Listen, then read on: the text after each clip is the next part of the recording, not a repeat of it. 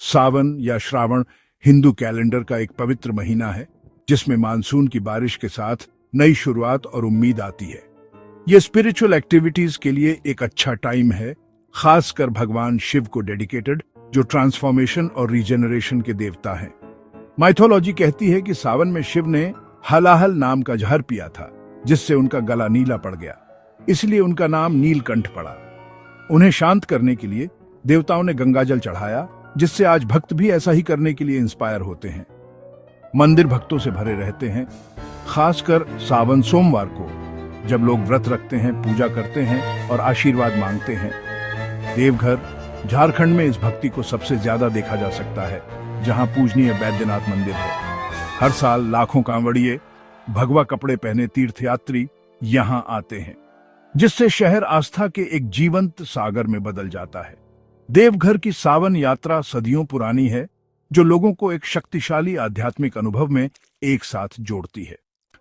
देवघर, जिसका मतलब देवताओं का घर है, बैद्यनाथ मंदिर के लिए फेमस है, जो 12 ज्योतिर्लिंगों में से एक है, जहां शिव को प्रकाश के स्तंभ के रूप में पूजा जाता है। यह एक शक्तिपीठ भी है, जहां माना जाता है कि देवी सती के शरीर के हिस्से गिरे थे, जिससे यह दोगुना पवित्र हो जाता है। कथा बताती है कि रावण राक्षस राजा लिंगम को लंका ले जाने की कोशिश कर रहा था, लेकिन देवताओं ने इंटरफेयर किया और इसे हमेशा के लिए देवघर में स्थापित कर दिया। बाबा धाम के नाम से जाना जाने वाला यहाँ शिव को बैद्यनाथ, महान वैद्य कहा जाता है, और भक्त मानते हैं कि यहाँ की प्रार्थनाएं शरीर और आत्मा दोनों को ठीक करती हैं। मंदिर परिसर आस्था से भरा रहता है, जो दुख से मुक्ति और ब्रह्मांडीय ऊर्जाओं से जुड़ने की तलाश में आए लोगों को अट्रैक्ट करता है। शिव और शक्ति के मिलन के रूप में देवघर एक आध्यात्मिक पावर हाउस है, जहां माइथोलॉजी और पर्सनल होप एक साथ मिलते हैं।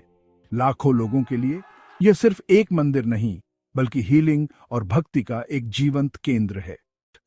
सावन में देवघर की कांवड़ यात्रा भक्ति की एक परीक्षा है, जो शिव को गंगाजल चढ़ाने की परंपरा में निहित है। तीर्थयात्री या कांवड़िए सुल्तानगंज से 100 किलोमीटर से ज्यादा पैदल चलते हैं, बांस के डंडों पर रखी मटकी में पवित्र जल लेकर। ये यात्रा नंगे पैर की जाती है, जिसमें बोल बम के जयकारे रास्ते भर गूंजते रहते हैं, जिससे कठिनाई ध्यान में बदल जाती है। कांवड़ को तब तक जमीन पर नहीं रखना चाहिए जब तक कि पानी बैद्यनाथ मंदिर में न चढ़ाया जाए।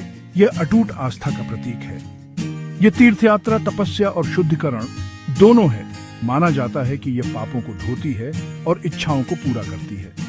लोग परिवार, स्वास्थ्य, सफलता या शुद्ध भक्ति के लिए चलते हैं। रास्ते में कम्युनिटी की एक शक्तिशाली भावना बनाते हैं। मिलकर संघर्ष और सपोर्ट अजनबियों को साथी में बदल देता है, जो एक उद्देश्य से एकजुट होते हैं। कांवड़ यात्रा पूरी करना एक आशीर्वाद माना जाता है, एक आध्यात्मिक उपलब्धि जो यात्रा समाप्त होने के बाद भी बनी रहती है। कांवड़ यात्रा रिचुअल्स से भरी हुई है, जिसकी शुरुआत सुल्तानगंज में एक मन्नत और गंगा में पवित्र डुबकी से होती है। तीर्थयात्री पवित्रता बनाए रखते हैं, एक सख्त डाइट फॉलो करते हैं और कांवड़ को सम्मान से ट्रीट करते हैं, जैसे कि वे खुद शिव को ले जा रहे हों। रास्ते में स्वयंसेवक कैंप लगाते हैं, जो भोजन, पानी और मेडिकल हेल्प देते हैं, सेवा की भावना को दर्शाते हैं। हवा भक्ति गीतों और मंत्रों से गूंजती रहती है, जिससे एकता और समानता का माहौल बनता है।